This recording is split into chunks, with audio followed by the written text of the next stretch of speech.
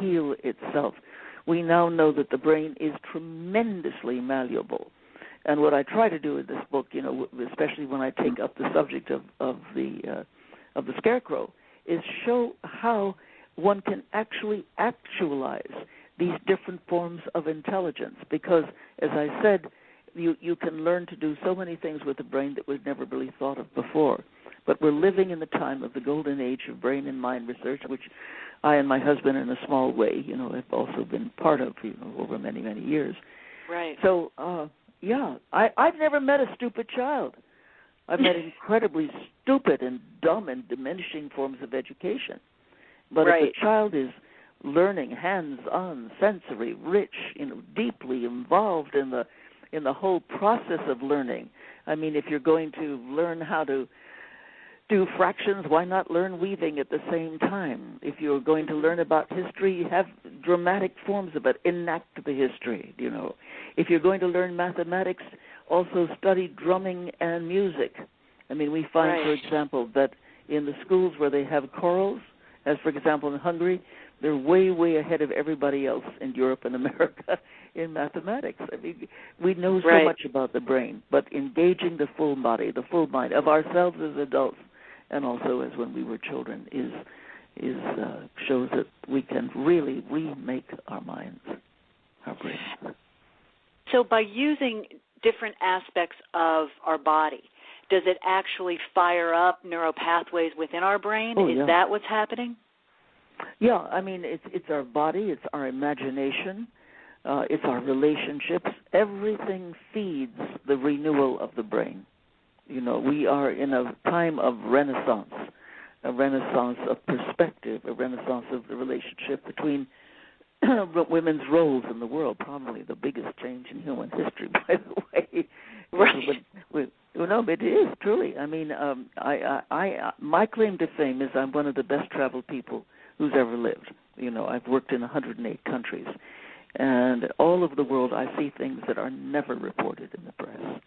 And one of it is the rise of women to full partnership with men in the whole domain of human affairs, with some really dreadful backlash. There's no question of it, and confusion and frustration. But the fact is that with women rising, with the emphasis on process rather than on product, on making things cohere, develop, grow, on being storied, narrative, as Dorothy is narrative and stories, compassion, going together in a team. She's not the lonely hero just off by himself.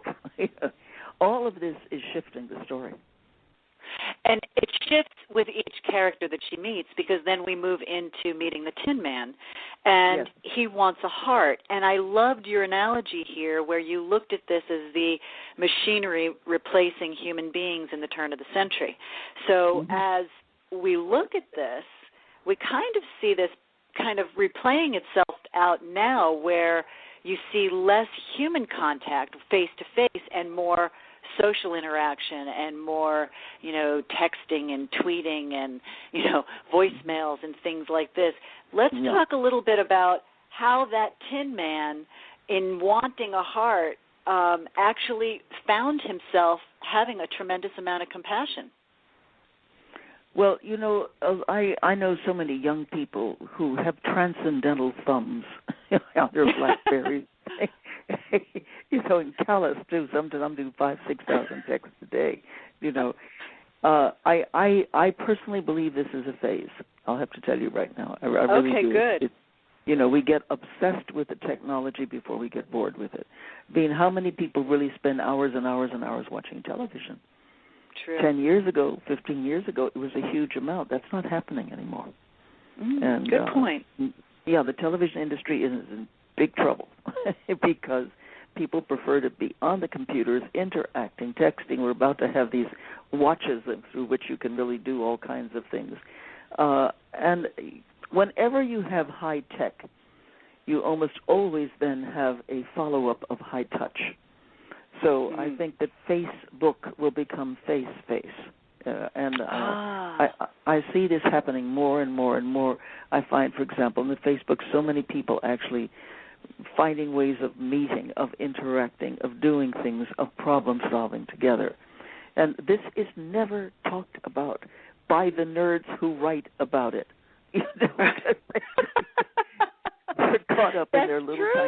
drivers, with, completely covered by screens. But because I have to live at the edges so much. As I told you, there I was, and the whole tragedy of the Boston Marathon was going on, and I saw some of it. I'm like Foster Gump, female version, and that I seem to be present at the creation, present at situations happening. It's just where I am. It's just the way my life has gone. That's why I've met so many of these extraordinary people and have been so fortunate. But the thing is, having been present to history, there is something about seeing the phenomenal shifts in history in which we are really experiencing a renaissance in perspective. We now know that we no longer just live in the universe, but the universe lives in us. We have access through all my takings of depth soundings of the psyche of thousands of people over so many years. We are actually moving into a situation of an upheaval, of rising of the spirit, of rising of a collective and radically personal, unique sensibility.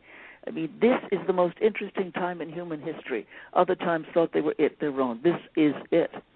But how do we train ourselves for this time? A lot of leaders have been trained to be the equivalent of white males of the year 1926, have not been. The Wizard of Oz, like The Wizard of Oz, is a training movie, is a training form. It is to train us to live in the much larger reality that really requires our commitment, our love, our belief, and our action if we are going to survive this time. Otherwise, I would say that the human species is largely diminished within 200 years, if not sooner. Yeah, that makes a lot of sense, and that gives us a lot of hope for humanity and compassion reigning again. We have, because we're dealing with a lot of the heart-centered universe, and we have a tremendous amount of people recognizing that coming from the heart, being truthful, coming from a compassionate self, coming from love is really the authentic self. And as science has shown us, the heart communicates to the body, it communicates to the brain, it communicates on so many different levels. How can we evolve through trusting our hearts, and how can we be more mindful in listening to it? Well, part of it is just agreeing to listen to it. Yeah. But to listen with a certain... Remember that we are mind and heart and spirit. We are all these things. We are not one part separated from the other.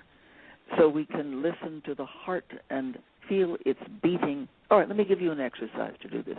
I don't think it's in the book. I would like you and everybody else who's listening in to think heartfully about somebody they know. And just send waves of heartful resonance, heartful acceptance, heartful joy, love to this other person. Okay? Everybody's doing that now. Yes. And now in your heart, just imagine that your heart is asking them to send it the same kind of heartful connection to two others. And then they to two others, and they to two others, they to the others, they to the others. And I would say within about 10 seconds, the whole world is connected, quite literally. A kind of algorithm of love. And then I want you to send a heartful connection to some creature, animal, cat, dog, whatever, horse. And in your heartful mind, because these are heartful beings, ask them to send to two others, and to two others, and to two others, and they to two others, and they to two others. And now all of sentient creation is connected. And now I ask you to send from our planet to two other planets, because we take it that the planets are living, and they to two others, two others, two others, two others. And now all the planets of our galaxy are connected. And now to our sun, and to the sun, the suns, and they to two others, two others. And now the 100 billion plus stars in our galaxy are connected. And now from our galaxy to the galaxies of galaxies, and to two others, and two others, until finally our whole universe, which could be composed, by the way, of as many as 1 trillion galaxies. And from our universe to the mind and heart of all being, whatever you want to call it, God, the cosmos being that is mindful and loving. And so from your heart to the mind of all being, the heart of all being, the life of all being, the cosmos, the universe filled with this incredible love, and from that loving being that is the universe, that is the God, that is the great creator, back to you, and from you and your heart to the God, and from God back to you, so that you are in this constant bum-bum, bum-bum, bum-bum, bum-bum, bum-bum, where it all becomes a great rhythm of love, everything connected. Wow. That was powerful. I felt quite a surge there. Okay. Now I have to gain composure and get back into the question. We don't fool around here. We don't. We don't mess around at all here. That was great, Jean. I could visualize the energy going out as I was sending the love out and watching that love from that person go out and do the universe, into the planets. Mm-hmm. It was quite incredible. Now, getting back into our human world here, we have that is a lot. Our human world. Our human world is going through such a shift and change and such an awakening and awareness and sensitivity. And everywhere you look, everybody's searching and seeking and looking outside of themselves and trying to connect on a deeper, energetic, spiritual aspect within themselves and with God, or what, like you said, cosmos, whatever term you want to give it. Why, when we have this shift that's going on right now, that there's such a delineating factor between those who are seeking and those who are still kind of stuck in a materialism and not really listening to their inner heart of supporting humanity, and find themselves constantly thirsty for more and more things to fill up that void within? Would you call this a timed poverty? Well, there is definitely an impoverishment of the heart, isn't there? And there's various historical reasons for it, too. I mean, one of the main reasons being that until the 19th century, most people lived pretty much the way they had for the previous 5,000 years, with just enough or not enough, to keep their metabolism going. And then in the 19th century came all these changes and the Industrial Revolution, and people moved to the cities, and suddenly the things of matter, the mattering multiplied. There was so much more to buy, to wish, to want, to use, and so that, and so the instead of it being family-centered or village-centered, it became other-centered. The object became without, and it was people knew themselves by the things that they could materialize, and that then led to the vast, despair and frustration in their own humanity, because they had become autistic with regard to nature and themselves, and separated. And in this great divide, they also began to lose their sense of play, of playfulness, of the comic that is at the heart of all creation, and above all, of the love that moves the sun and all the stars. And that, of course, then reverberated, and thus more and more people, especially because of the rise of women, to full partnership. Right. This is shifting everything. We have crossed the great divide of otherness. We are reaching out to each other. We are exploring our interior places, and the exploration of the interior places is giving us the fact of what is Oz in us, what is the wizard in us. So the point of my book and of the seminar I'm about to give in your part of the country, yes, next week. Oh, where are you coming? Where do you live? I live in Florida, in Vero Beach on the East Coast. Oh, that's right. Okay, yeah. No, I'm around all over the place. I thought I was also near there.